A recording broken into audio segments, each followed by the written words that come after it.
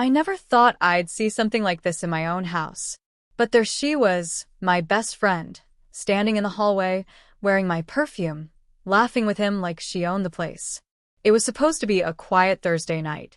I had come home early from work, hoping to surprise my husband Mark with his favorite red wine and pasta from that overpriced Italian restaurant he always pretended not to like. I held the wine bag in one hand, my car keys in the other, as I stepped quietly into the foyer. That's when I heard it. Her laugh. That unmistakable, high-pitched trill that always used to annoy me slightly, even before I knew why. It wasn't until I stepped further into the house that I saw them. Cuddled up on the couch, her hand brushing against his arm like they had done it 1,000 times before. He was smiling. That soft, relaxed smile he rarely gave to me anymore. My heart didn't just break. It imploded. They didn't even notice me at first. I stood there, frozen. My best friend Sophie, the one who had held my hair back during hangovers, cried with me over my miscarriages, helped me pick out the dress I wore the day I married Mark. That's Sophie. And Mark, the man who once whispered he'd never let anything come between us. How long had it been going on? Weeks? Months? The funny thing is, I didn't scream. I didn't cry. I backed away like a ghost slipping out of her own body. Quiet. Hollow. I walked back out the front door unnoticed, and sat in my car until my hands stopped shaking. That night, I didn't sleep. I lay in the dark replaying every detail I had missed. Every lie I hadn't questioned. Every glance between them that now made too much sense. This wasn't just betrayal. It was war. But no one would see it coming. Especially not Sophie. People think revenge is loud. Screaming, breaking things, confrontation. But that's not what I did. That's not what the story is. No, this is the kind of revenge that marinates slowly. Carefully. Cold and calculated, like the kind of wine Sophie always said I'd never appreciate. It started with a lie. A tiny, insignificant lie. I told Sophie I was going away for the weekend to clear my head. She looked relieved when I said it. I smiled back. I didn't go anywhere. I stayed in a hotel 2 blocks away and watched everything, her coming over when Mark thought I wasn't home, her walking around my kitchen like it belonged to her. Even my dog wagged its tail at her like she was the new queen of this kingdom. But Sophie had always wanted more than a borrowed husband. She had dreams, big, flashy dreams she whispered about late at night when we drank wine and pretended to be braver than we were. A famous lifestyle blog. A house in the hills. A brand deal with that skincare company she obsessed over. She wanted the world. And I knew exactly how to give it to her. Or so she thought. I watched. I studied. I waited. It wasn't just about taking something back. It was about making her think she had it all, only to watch it fall apart in her perfectly manicured hands. You might think I'm cruel. Maybe I am. But when the two people you trust most take a sledgehammer to your life, you're allowed to become the villain in their story. The truth is, I knew her better than she knew herself. I knew her passwords, her favorite photo angles. I knew how she scheduled her Instagram posts and what time of day she got the most engagement. I even knew which executives she had been demanding about collaboration offers. She told me everything, remember? So I became her. Just enough. Just in the shadows. A whisper here. A rumor there. An email sent from a spoofed address. A message misdirected. It started slow, like smoke creeping through the cracks. Then came the real game. Mark didn't know I was still in town. I started leaving subtle signs that I'd been there, just enough to spook him. A lipstick mark on his pillow in a shade I hadn't worn in months. A sticky note on the fridge that said, "Remember who I am." I wanted him to squirm, to wonder, to panic. And Sophie? She began to doubt everything. She thought she'd won, that I was gone, that she could finally live the life she envied for years. But I wasn't gone. She was living in the shell of my life, but she didn't know the foundation was cracking beneath her heels. And yet, I had to be careful. One wrong move, and I'd be the one looking crazy. I needed patience. Precision. That's when the opportunity came. A chance to steal more than just her comfort. A way to take what she loved more than Mark. Her brand. Her image. her carefully curated identity. But you'll see how that happens soon. You'll see everything. Sophie always thought she was 10 steps ahead of everyone. She prided herself on being unreadable, as she called it, someone who could play every room, every conversation, every opportunity. But she had one fatal flaw. She underestimated me. It started with her followers, those precious numbers she obsessively tracked day and night. I knew when she was at her weakest, between 3 o'clock and 4:30 p.m., when engagement was low, and she'd spend hours refreshing her insights. Her confidence was tied to those numbers like her life depended on it. So I played her algorithm like a violin. Using a throwaway profile, I joined a private forum for small beauty brands looking for influencers. I posed as a brand rep and reached out to her with a fake skincare campaign. Sophie responded within minutes, eager, professional, hungry. I lured her in with the promise of a 5-figure partnership and full creative control. She was practically drooling. Meanwhile, I fed screenshots of our conversation to a real brand she had just started working with, edited, of course, to make it look like she was breaking exclusivity. Days later, she posted a story vaguely referencing jealous haters. I laughed so hard I cried. But what really got to her was Mark. She couldn't figure him out anymore.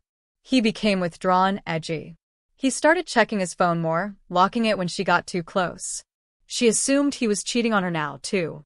The irony was poetic. She started fighting with him in texts I had the pleasure of reading, thanks to a small app I'd installed on his old tablet. The one they both forgot was synced to his messages. The arguments grew uglier by the day. I copied every screenshot and saved it, slowly building a library of their unraveling. I began to wonder, did I really want him back? No. Not anymore. But I wanted her to know what it felt like, to taste betrayal like blood on her tongue. Still, something didn't sit right. Why hadn't she come clean? Why hadn't she bragged? This was Sophie, after all. She lived for the drama. Had she really been planning this for that long? I found the answer one evening, sitting in my car outside her condo, watching the glow of her phone light up her smug face from the living room window. She wasn't just trying to steal my husband. She was trying to erase me. That's when I remembered the notebook. Years ago, we created a vision board journal together, something fun and silly to manifest our dream lives. Mine was filled with travel goals and self-love affirmations. But hers was a blueprint for the life she wanted to take. And it looked a lot like mine. My husband, my house, My job. my friends, even my dog. I had laughed about it back then. You're insane, I'd told her. Just ambitious, she winked. Now I knew better. The tension in my chest tightened like a fist. The more I unraveled, the more it became clear that this wasn't just a fling or a mistake. This was premeditated. A slow, precise poisoning of my life, sip by sip. She mirrored me for years, studied me, copied me, became me, and I'd let her. That night, I snuck back into my house. Yes, my house. I still had the keys. Mark was away on some corporate retreat, and she thought I was long gone. Everything was too perfect inside, like a show home. She'd arranged the books on the coffee table the way I used to. Even the throw pillows were fluffed in the same way I did them. There was a wine glass on the counter, my monogram etched into the side. She was living inside my skin. I went upstairs and into the walk-in closet. My dresses were still hanging in their place, but subtly rearranged. The red one she always said made me look powerful. Gone. My scent lingered, yes, but it was fading, replaced by hers. And then I saw it. On the vanity was her laptop.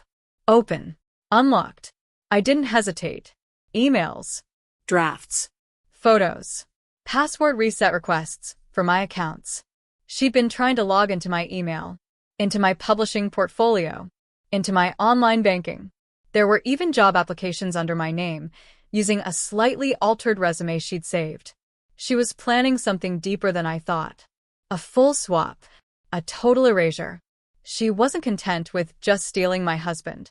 She wanted to become the version of me that she admired. But there was one problem. I still existed. The next day, I began phase 2. I changed my hair, bought new clothes. I created an entirely new online persona, sleek and mysterious, just enough overlap to make people wonder, just enough distance to make them doubt. And I started reaching out to people we both knew, reintroducing myself in subtle ways. Meanwhile, Sophie's brand started taking hit after hit. The fake skincare company released a fake statement claiming she breached contract. Anonymous comments flooded her page, questioning her authenticity. I even sent her a fake email from a fan accusing her of copying my old blog posts, word for word. The panic in her eyes during her next live stream was everything I needed. She was spiraling. And Mark? He began pulling away from her too. I hadn't even touched the third act yet. But something unexpected happened. One night, while checking Mark's synced messages, I found something odd. A text to a contact I didn't recognize. It read, "She's back. What do I do if she finds out everything?" Everything? What else was there? Was Sophie just a pawn? Suddenly, the story I was writing in my head began to shift. There were holes I hadn't noticed before. Days Sophie claimed she wasn't around, but my cameras caught movement. Money missing from accounts I thought were secure. Calls made to numbers I didn't recognize. This wasn't just betrayal. This was a conspiracy. And I was only getting started. I couldn't sleep that night. Not with that message echoing in my head. She's back. What do I do if she finds out everything? What everything? Sophie, I could understand. Jealousy, obsession, revenge. That was her territory. But this hinted at something deeper. Something I hadn't seen coming. I went back to Mark's old tablet. I opened the cloud storage app he never bothered to log out of. Hidden among old receipts and vacation selfies was a folder called Archive. Password protected. I guessed the code easily. Our anniversary reversed. How poetic. Inside were documents, contracts, bank transfers, scans of IDs.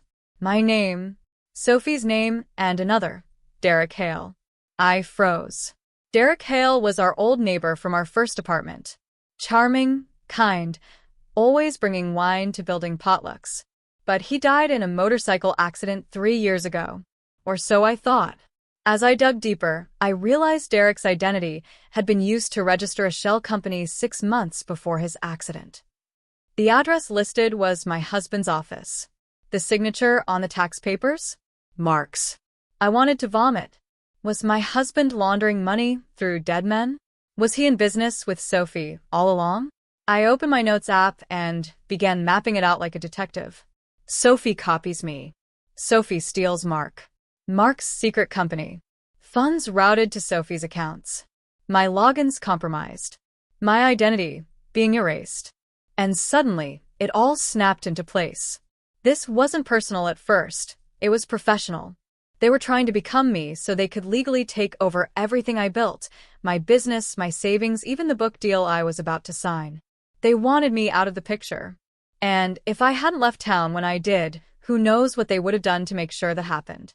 My pulse was pounding so loud I could barely think. For weeks, I thought I was playing chess. But I'd been on a different board entirely. They weren't just attacking my heart. They were stealing my life. I had to move fast. I contacted my old college friend Maya, now a cybercrime investigator. We hadn't talked in years, but I knew she'd want in. Within 2 days, she'd traced multiple offshore transactions tied to the shell company. She also uncovered a forged power of attorney document, naming Sophie as my legal representative in the event of mental instability. They were going to fake a breakdown, institutionalize me if necessary. I couldn't breathe. Every breath was like inhaling glass. But Maya wasn't finished. She sent me security footage. Sophie. Mark. Together. In a lawyer's office. Laughing. Signing. The date stamp? 2 days before I voluntarily left town. Meaning they'd started everything while I was still in the house. And then came the worst part. A hidden audio file. Extracted from a synced smart speaker in my old bedroom. The same one I used to play meditation music on every night. Turns out, it had a microphone that auto-recorded when voices reached a certain decibel. The clip was short, muffled, but it was clear enough. Mark. She's too smart. We'll have to make her disappear for real. Sophie. Accident? Or overdose? She did used to take sleeping pills. I dropped my phone. They hadn't just planned to erase me. They planned to kill me.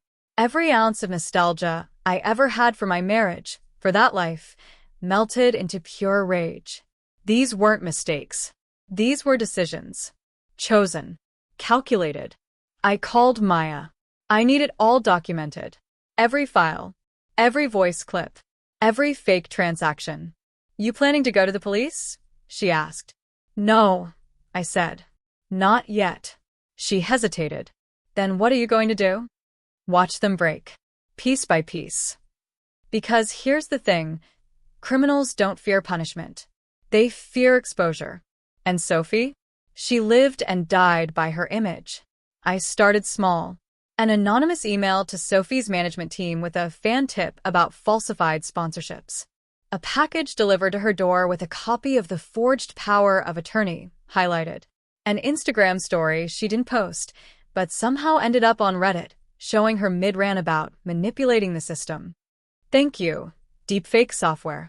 Her following began to crumble. Brands dropped her. Her comment section turned toxic. Mark, meanwhile, was drowning in stress. His company's finances were randomly selected for audit. His emails leaked. A burner phone was left on his car windshield, loaded with audio clips from that bedroom speaker. They were unraveling. Sophie made one final desperate move. She tried to contact me. A private number. I answered. Her voice was shaking. I know what you're doing. Please. Let's talk. I didn't say anything. Please, she begged. I'm scared. I stayed silent for one long, perfect moment, then whispered, You should be. And hung up. That night, a news alert popped up. Influencer Sophie Wren involved in fraud scandal. More details emerging. My inbox lit up. Journalists. Brands. Former friends suddenly interested in my side of the story. But I wasn't ready to speak, not yet. Because I'd just received something new. A voicemail from a blocked number. A voice I didn't recognize. You think it's over? You don't know the half of it. My hands went cold. Who was that? What did they know? This went deeper than Mark and Sophie. Deeper than a stolen identity or a broken marriage. Someone else was involved. Someone I hadn't even seen coming. And suddenly, I wasn't the hunter anymore. I was being watched. I sat there in the dark, replaying that voicemail again and again. You think it's over? You don't know the half of it. That voice, low, calm, practiced, wasn't Sophie. Wasn't Mark. This was someone else.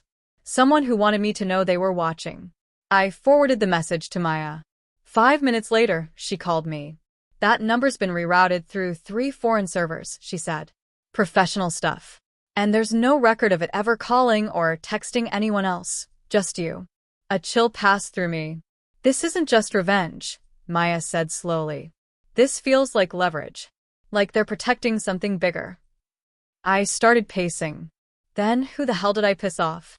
Think, girl. Think hard. Who's the one person you forgot? The one person you never suspected? My stomach turned. And then it hit me. Elena. My former assistant. She worked for me for nearly 3 years. Quiet, polite, efficient. She always wore her hair in a tight bun. Spoke only when spoken to. She remembered birthdays, cleaned up messes, even fed my cat when I was away. And then, one day, she quit. No notice. No drama. Just an email that read, Thank you for the opportunity. I've learned everything I need. At the time, I thought it was odd. But I let it go. After all, she'd never given me a reason to suspect anything. Until now. I texted Maya, Find Elena. While she worked on that, I dug into my own files. I remembered once, just once, Elena asking if she could shadow my meetings. Said she wanted to learn. I'd agreed, flattered by her ambition. Now, looking back, it felt like a setup. How much did she learn? How many passwords had she seen me type? How many calls had she overheard? Then I remembered something strange. 6 months before she left, our office security system went offline for 3 days. Power surge, the building manager said. No cameras. No recordings. Just silence. And guess who volunteered to manage IT during that time? Elena. She was never just watching. She was recording, learning, collecting. The next day, Maya called with an update. Elena changed her name. She's now going by Elhart. And guess what? She's the registered CEO of 2 of the offshore companies we tracked from Mark's files. My jaw clenched.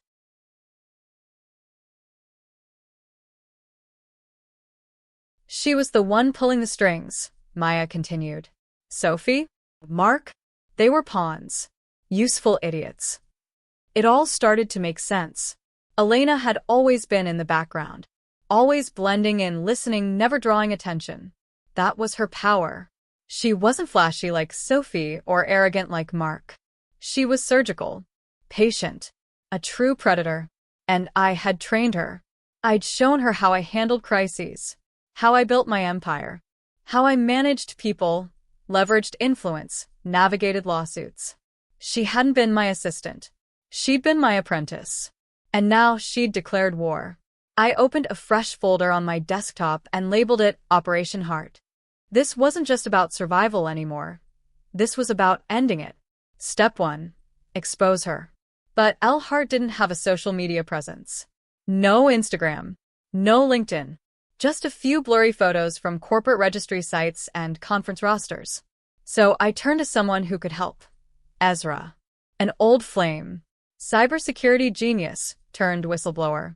He owed me a favor. I helped him dodge an NDA lawsuit years ago. He picked up on the first ring. Tracking a ghost? He asked. More like a shadow, I replied. Within hours, he had something. There's a hidden drive on one of her cloud backups, he said. Buried beneath layers of encryption. Took me a bit, but I got in. What's inside? He paused. Everything. Blueprints, schematics, timelines, audio files, deepfake drafts, synthetic voice samples, photos of my handwriting, password attempts, voice transcriptions from every call I'd had with my accountant, my editor, even my mother. She was building a digital clone of you, Ezra said, voice grim. Not just stealing your life, replacing you. I swallowed hard. My hands were shaking. He continued. She also has dirt on Mark. Financial misconduct. And a signed confession from Sophie. Looks like she made them write statements in case they tried to flip on her. She played them both like instruments. Ezra sent me the full dump. I printed every file, every receipt, every manipulated photo. Then I rented a safety deposit box in a private bank and locked it all away. Just in case. Step 2. Destabilize her foundation. Elhart ran 3 consulting firms, all built off stolen clients, mine. I started contacting each one. Posing as a disgruntled former employee, I sent anonymous packages containing records of data leaks, legal liability, and fabricated threats. Most dropped her within days.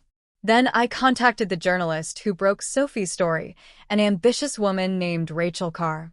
I gave her just enough. CEO linked to influencer fraud ring. She bit the hook instantly. Within a week, an article dropped. Elhart's world began to crack. Her clients? Fleeing. Her name? Trending. But she wasn't done. One evening, I came home to find my front door unlocked. Nothing stolen. Nothing broken. Just a single white envelope on my kitchen table. Inside? A Polaroid. Me. Asleep in bed. Taken from just a few feet away. I gasped. Then flipped it over. One word written in red ink. Soon. I was no longer dealing with a manipulator. I was dealing with a sociopath. I tightened my security. I hired a private protection team. I installed hidden cameras inside and out. But I didn't panic. Because fear was her fuel. And I was done being scared. It was time for step 3. But first, I needed her to know. I was coming. I sent the photo of me sleeping to Maya, along with a simple message. She was in my house. Maya called immediately. That's not just a warning. That's dominance. She's trying to show you she controls the board now. No, I said. She thinks she does. It's time to flip the board. This wasn't about waiting anymore. It was about pulling her into the light and making sure she could never hide again. I initiated step 3, exposure. But this wouldn't be another anonymous leak. No. This time it would come straight from me. I drafted a video, raw, emotional, and brutal. I spoke directly to camera, no edits, no makeup. Just truth. I was manipulated. Betrayed. Watched. I trusted someone who turned that trust into a weapon. Her name is Elhart, but you might have known her as Elena. I didn't accuse. I didn't scream. I just laid it out. The receipts. The messages. The deepfakes. The stolen identity attempts. I exposed the timeline of events, how Mark and Sophie were both used as puppets. How Elena had inserted herself into every system I once controlled. Then I ended with one sentence. I am not a victim, but she will be held accountable, not in silence, not in shadows, but in full view of the world. I uploaded it privately and sent the link to 6 major journalists. 3 responded within an hour. Rachel Carr, who'd broken the Sophie story, called me personally. I want to run this, she said. But if I do, there's no going back. She'll come for you. She already did, I replied. Now it's my turn. The next morning, the headline blazed across every feed. Digital doppelganger. Former assistant accused of identity theft, corporate espionage. I watched it climb Twitter's trending tab, watched as Elle's consulting clients started issuing statements. Her firm's frozen. Her name dragged. And then silence. No retaliation. No message. No visit. 3 days passed. 4. Then on the 5th, I got an alert from one of the backup security cameras I'd placed outside my office. A car, black, unmarked, pulled up. Out stepped Elle. Hair down. No glasses. Different now. Confident. Smiling.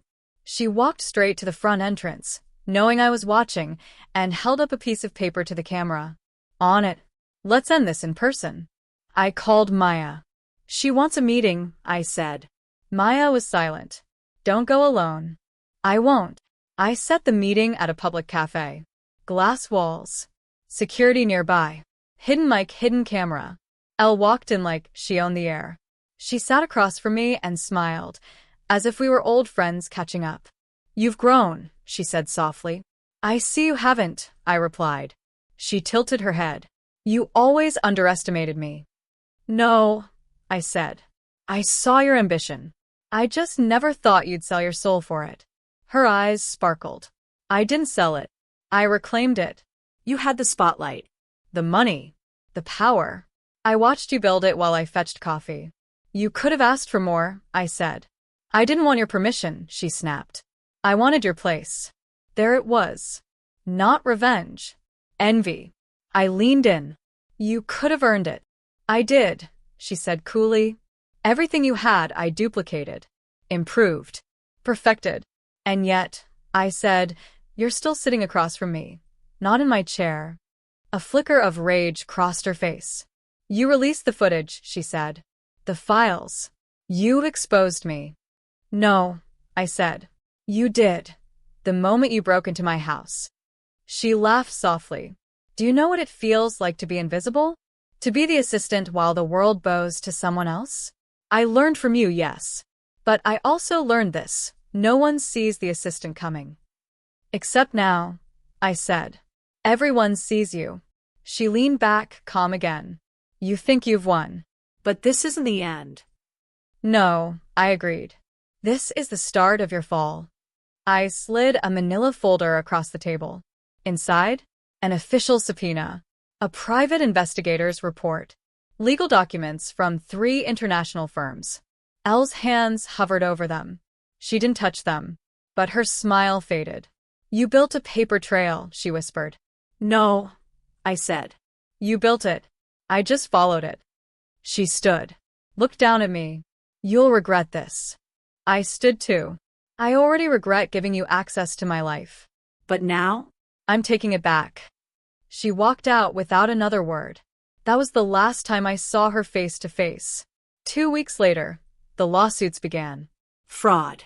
Stalking. unlawful surveillance, She went underground. deleted accounts, closed her offices.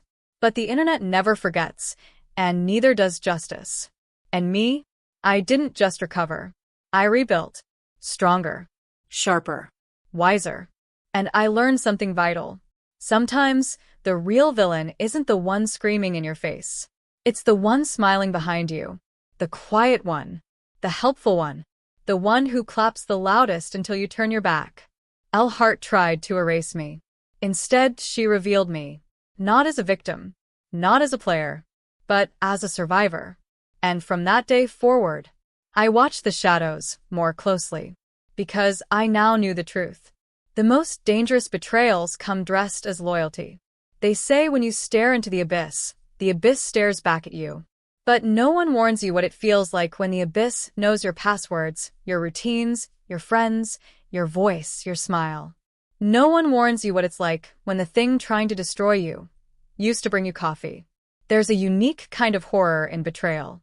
Not the kind you see in movies, with villains in cloaks or bombs ticking under tables. But the slow kind. The quiet kind. The betrayal that comes with soft footsteps and familiar laughter. The one that uses your own life as the weapon. Elle was never just an assistant. She was a student of behavior. A collector of patterns. And I had given her the curriculum, the access, the tools. So yes, I was naive.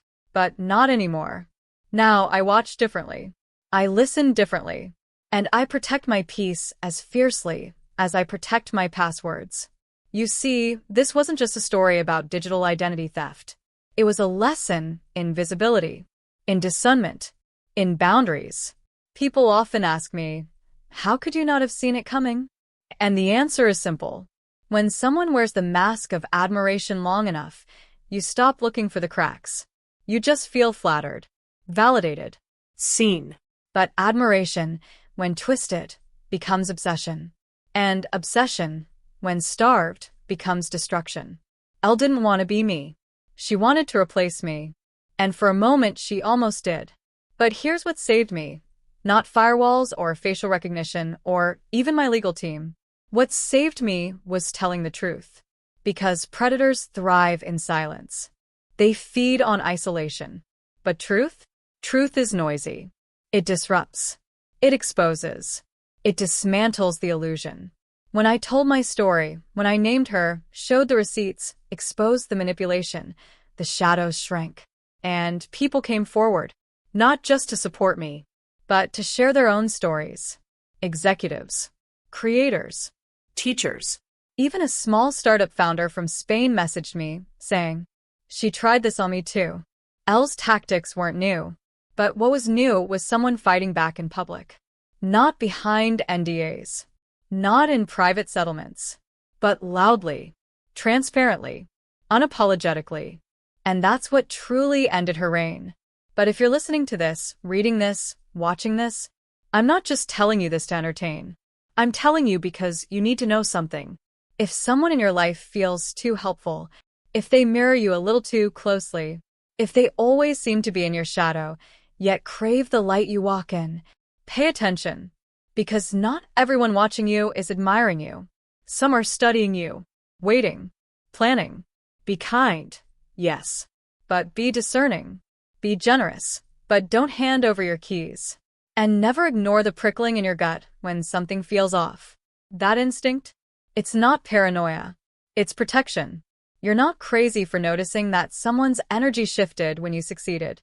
You're not paranoid for wondering why someone suddenly wants to know every step of your schedule. You're not wrong to feel uneasy when someone who once clapped for you now watches you in silence. Protect yourself, not in fear, but in wisdom. As for me, I now build everything twice. Once in the cloud, and once in silence. I no longer post in real time. I no longer assume loyalty is forever. And I never, ever ignore red flags just because someone once smiled while raising one. Elle taught me that. But she also taught me something else. That I am not fragile. I am not replaceable. I am not lucky to be where I am. I earned this. I bled for it. And no imposter, no matter how clever, can rewrite my origin story. Let this be a reminder. You are not wrong to have trusted. You are not weak because you were deceived. You are not foolish because you didn't see it coming. You are human. But now, you are an aware human. A fortified one. And the next time someone tries to replicate your magic, they'll learn something I'll never understood. You can copy the moves. You can mimic the voice. You can wear the clothes. But you will never recreate the soul. Because authenticity? It isn't downloaded. It's earned. And it cannot be faked. Not forever. So, watch the shadows. But don't fear them. Let them remind you of your light. And always, always remember, the scariest monsters don't hide under your bed. They sit across from you in meetings, smiling, helpful, taking notes.